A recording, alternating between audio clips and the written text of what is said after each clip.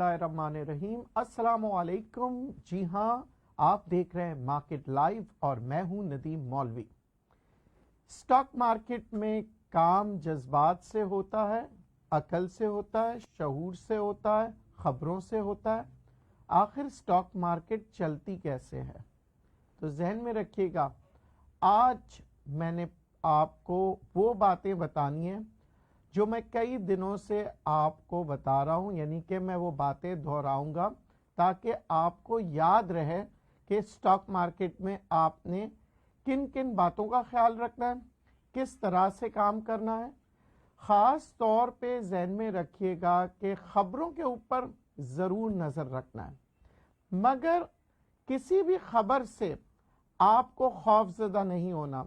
Stock market में अगर आप खौफज़दा हो गए तो कभी भी काम नहीं कर सकेंगे। जहन में रखिएगा, स्टॉक मार्केट ज़रूर सेंटिमेंट से चलती है, मगर आपने अपने सेंटिमेंट्स पे काबू रख के इन्वेस्टमेंट करना है।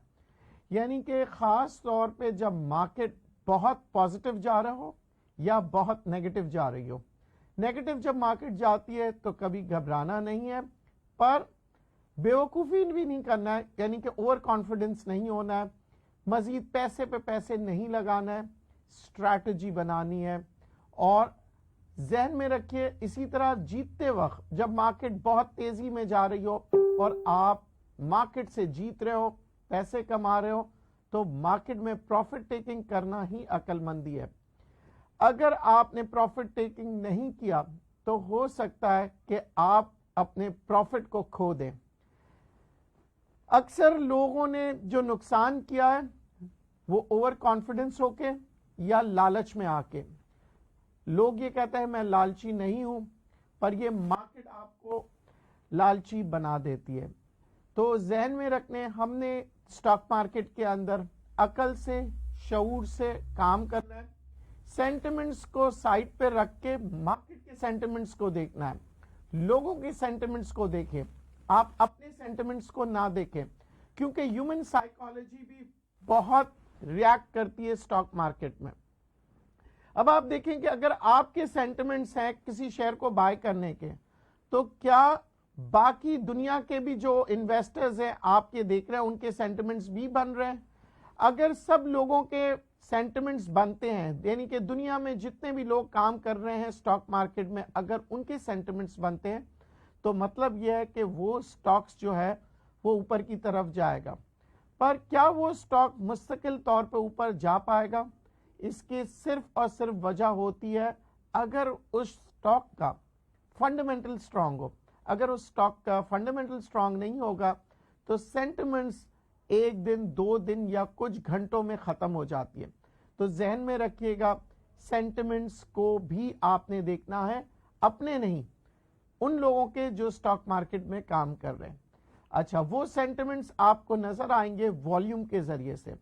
जब आप किसी भी सेक्टर के अंदर शेयर को पसंद करते हैं तो जहन में रखिए कि उसका वॉल्यूम जरूर देख लीजिएगा, क्योंकि वॉल्यूम आपको इंडिकेशन देगी कि वो कितने जल्दी रिएक्ट करेगा मार्केट के अंदर पर्टिकुलर शेयर। अगर उस शेयर ने रिएक्ट फौरन कर दिया, यानी कि वॉल्यूम मजीद बढ़ते चले गए, तो अब बात ये आएगी कि ये अपवर्ड ट्रेंड में वॉल्यूम जा रहे हैं या डाउनवर्ड ट्रेंड में। बाज़ वक्त आपने देखा होगा, खास तौर पे आज की मार्केट में कुछ शेयर्स का वॉल्यूम बहुत तेजी से ऊपर आया, पर उसके जो प्रॉफिट ऑफ मार्जिन था वो वापस नीचे आया, तो लोगों में घबराहट आई। पर्टिकुलर शेयर्स की मैं बात कर रहा हूं, वो जो लोग पर्टिकुलर शेयर में ट्रेड कर रहे थे, मैं नाम नहीं लूंगा अभी, तो उस शेयर के अंदर लोगों ने कहा कहीं ये वापस नीचे तो नहीं जा रहा, और वो शेयर बेचना शुरू कर दिया। अच्छा, इस शेयर के अंदर जो नीचे की तरफ जा रहा था, क्या वेरिएशन थी ये देखना है आपने, यानी कि कितने पैसे का मार्जिन बना रहा था और उसके सेंटिमेंट्स कैसे थे। मैं अब उस शेयर का नाम लूंगा, जी हाँ, WTL।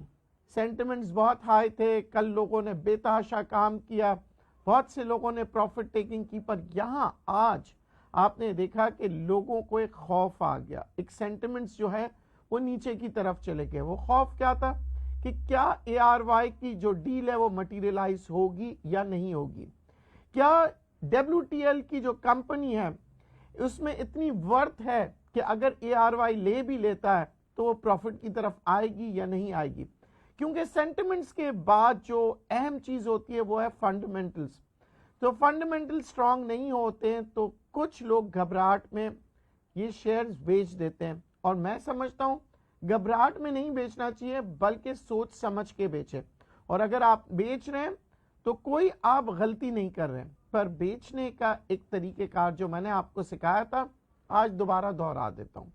اگر آپ نے فرض کریں 1,00,000 شیئر لیے تھے, ٹھیک ہے جی, تو آپ کوشش کریں 70,000 شیئر بیچ کے پروفٹ ٹیکنگ کر لیں. جی ہاں, اس WTL کے اندر میں نے یہی کام کیا تھا. میں نے 8 آنے پروفٹ لے کے 70,000 شیئر بیچ دیے تھے. اچھا, ایک اور بات ذہن میں رکھیے گا, جب میں کہتا ہوں 8 آنے تو آپ جس اسکرین پہ ٹریڈ کر رہے ہوتے اس کے اندر ذہن میں رکھیے گا آپ نے ٹیکسز بھی انکلوڈ کرنے ہیں.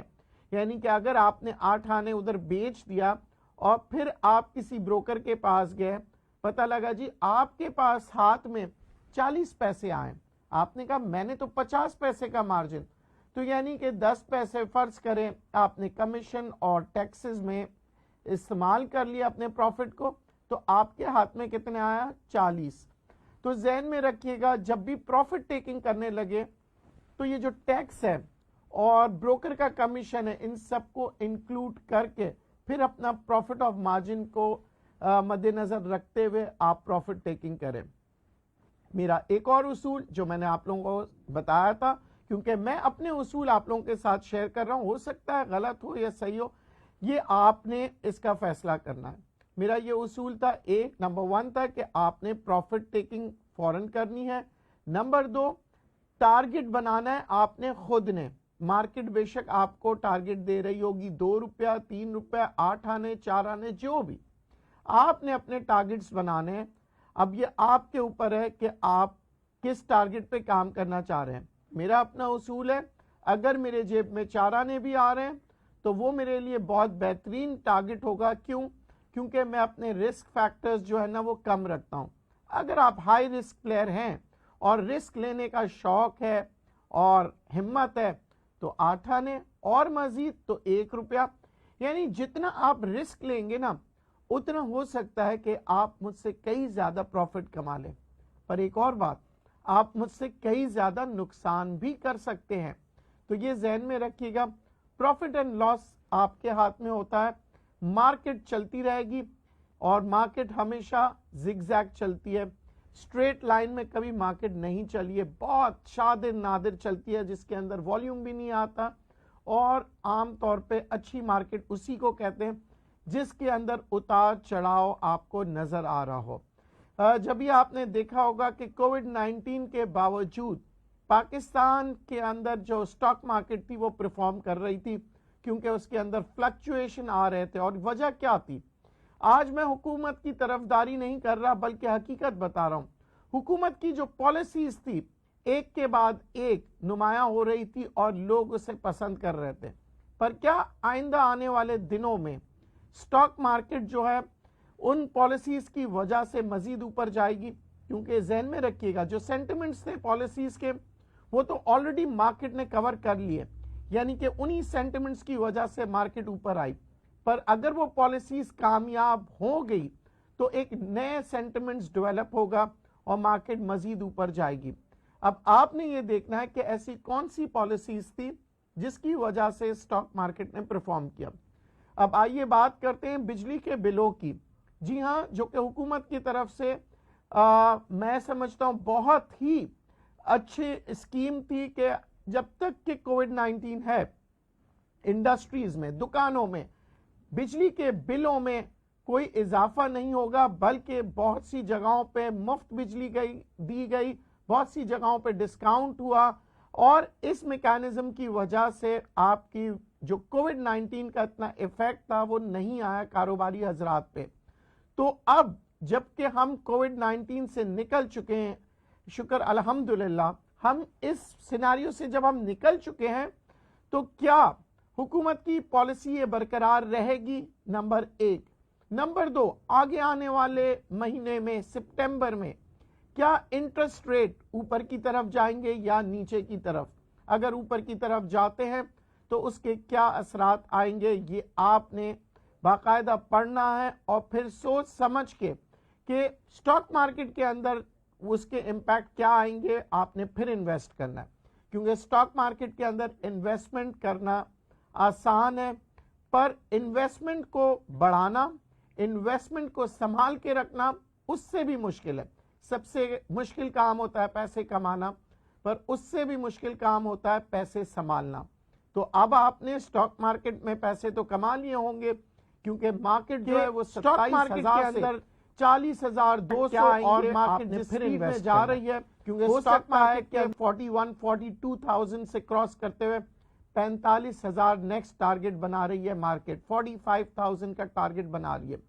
پر اس صورت میں یہ ٹارگٹ پہنچے گی جب یہاں پہ پالیسیز جو ہیں وہ بہتر سے بہتر آپ کو نظر آئیں گے اور ان کی امپلیمنٹیشن.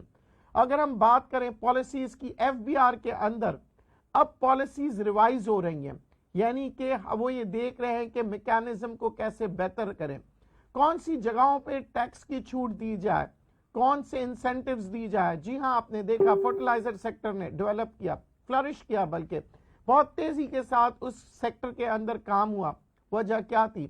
فرٹیلائزر سیکٹر کے اندر سبسڈیز دی گئی. اس کے ساتھ ساتھ فرٹیلائزر سیکٹر کے بعد سیمنٹ سیکٹر کو آپ نے دیکھا. اب بہت سی سیمنٹ کی اگر ہم بات کریں تو میپل سیمنٹ کی اگر ہم بات کر رہے ہیں یا مختلف ڈی جی سیمنٹ کی بات کریں، آپ نے دیکھا بڑے اچھے سے پرفارم کی. یہاں تک کہ ان شیئرز نے بھی پرفارم کیا جیسے کہ پاور سیمنٹ ہو گیا، اور وہ بہت سے مزید اور بھی شیئرز آئیں. تو اس کے اندر آپ نے دیکھا سیکٹر کے اندر ایک مومنٹم رہا، تمام کمپنیز نے تقریباً پرفارم کیا، پائنیئر سیمنٹ لے لیں سب. پر کیا آگے آنے والے وقتوں میں یہ تمام سیکٹر کے تمام کمپنیز پرفارم کریں گے؟ دو باتیں ذہن میں رکھیے گا. ایک وہ کمپنی پرفارم زیادہ اچھی طرح سے کرے گی جس کی پروڈکشن، جی ہاں، پروڈکشن ہو رہی ہو زیادہ، اور پھر اس کی سپلائی یعنی کہ سیلز. اگر ہم سیمنٹ کی سیلز کی بات کریں تو اگر اوورآل جو فگر آئے تھے وہ تقریباً 30 سے 35% اس کی سیلز میں اضافہ ہوا ہے، ایکسپورٹس بھی ہوئے ہیں. تو یہ سب تو ہو چکے ہیں اور اس کا جو امپیکٹ ہے سیمنٹ میں آ چکا ہے. تو آگے آنے والے دنوں میں کیا سیمنٹ کے سیلز بڑھیں گے؟ اگر بڑھیں گے تو اس کی وجہ کیا ہوگی؟ اس کی وجہ ہوگی عمران خان صاحب کی جو ہاؤسنگ سکیم ہے، کیا وہ پریکٹیکلی طور پہ کنسٹرکشنز شروع ہو جائیں گے؟ جو ہم ڈیم کی باتیں کر رہے ہیں، جو ڈیم ہم نے ایگریمنٹ کیا ہے، اس ڈیم کے اندر جن جن کمپنیز کے ساتھ ہم نے ایگریمنٹ کیا ہے کیا وہ کام کرنا شروع کر چکی ہیں؟ ہائیڈل پاور پلانٹ، جی ہاں، یہ جس کی ہم نے بنیاد رکھی ہے اس کے اندر کام شروع ہو چکا ہے. مختلف سکیمز جو ہیں گورنمنٹ کی، یہ جیسے جیسے ڈیولپ کرنا شروع کرے گی سیمنٹ کی ڈیمانڈ بڑھے گی، اور پھر آپ سیمنٹ کے اندر ایک نیا ایک ہائیک دیکھیں گے. تو کیا سیمنٹ سیکٹر کے اندر کوئی خطرہ نہیں ہے؟ میں اگین آپ سے کہوں گا ہو سکتا ہے. کیوں؟ کیونکہ پاکستان کی ترقی کے اندر پاکستان کے دوست شامل ہیں، ہمسایہ ملک شامل ہے. تو کوئی بھی نہیں چاہے گا کہ اس کی جو کاسٹ ہوتی ہے، کاسٹ آف کنسٹرکشن، وہ بڑھے. سب یہ چاہتے ہیں کاسٹ آف کنسٹرکشن جو ہے وہ کم ہو. تو ہو سکتا ہے کیونکہ پاکستان کے اندر ایک تو پروڈکشن جو ہے وہ اتنی ہے نہیں کہ ہم پاکستان کے اندر جب ڈیم بنائیں گے، مجھے لگتا ہے ہمیں پروڈکشن جو ہے ہمیں کم پڑے گی اور ہمیں امپورٹ کرنا پڑے گا. کیونکہ پاکستان کے جتنے بھی پروجیکٹس آ رہے ہیں، اس کے خاص طور پہ میں اگین آپ کو بتا دوں، اگر ڈیم کی بات کرتے ہیں تو ڈیمز میں بہت بے تحاشا سیمنٹ ہوگا. ایک جگہ پہ ڈیم بن رہا ہو، دوسری جگہ پہ ہائیڈل پاور پلانٹ بن رہے ہو، تیسری جگہ پہ ہائی رائزز بن رہے ہو، کنسٹرکشن انڈسٹری بوم پر ہو، اور آپ کے پاس صرف اور صرف 20 سے 25 سیمنٹ فیکٹریز ہو جو پاکستان میں پروڈکشن کر رہی ہے. اس موجودہ وقت میں تو ہم نے اتنا پروڈکشن کی ہے کہ ہم ایکسپورٹس کی طرف جا رہے ہیں.